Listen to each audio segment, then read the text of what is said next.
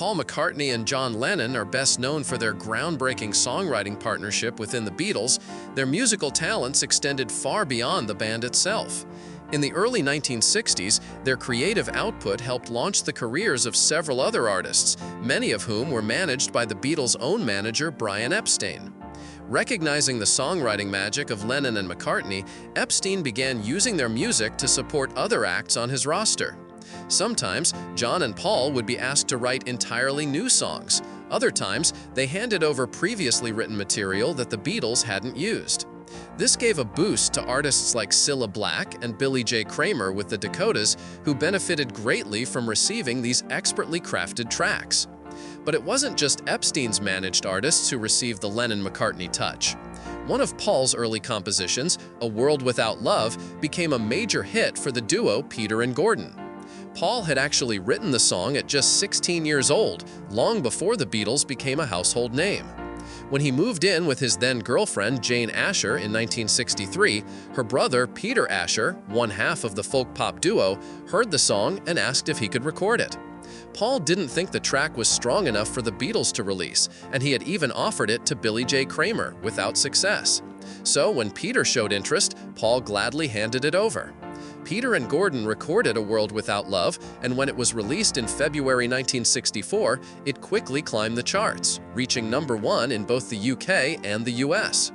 Encouraged by their success, Paul went on to write additional songs for the duo, including Nobody I Know and I Don't Want to See You Again, both of which were credited to Lennon-McCartney. But Paul soon became curious. Were Peter and Gordon successful because of their talent, or simply because of the Lennon-McCartney name attached to their records? To find out, Paul decided to conduct a little experiment. For the 1966 single Woman, he wrote the song but credited it to a fictional songwriter named Bernard Webb. In some US pressings, the name A. Smith was also listed. The idea was to test whether the duo could succeed on the merit of the song alone, without any obvious connection to the Beatles. During a press event in 1966, Paul explained the motivation behind the decision. He wanted to help Peter and Gordon break free of the assumption that their success was just riding on his and John's reputation. The point of using a pseudonym was to show that the songs could stand on their own. Though Woman didn't become a blockbuster hit, it received a warm reception, and eventually the truth about its origin surfaced. Observers began to suspect the song was actually written by McCartney, especially since it was published by Northern Songs, the music company jointly owned by Paul, John, and Brian Epstein.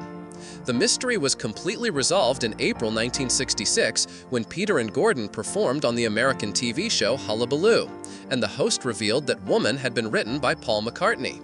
The song earned positive critical feedback, with Billboard describing it as a compelling ballad enhanced by Baroque-style strings and a gentle rhythmic foundation. This lesser-known chapter of the Lennon-McCartney legacy shows how their influence shaped the sound of the 60s far beyond the borders of the Beatles, proving that their songwriting genius resonated just as powerfully in the hands of others.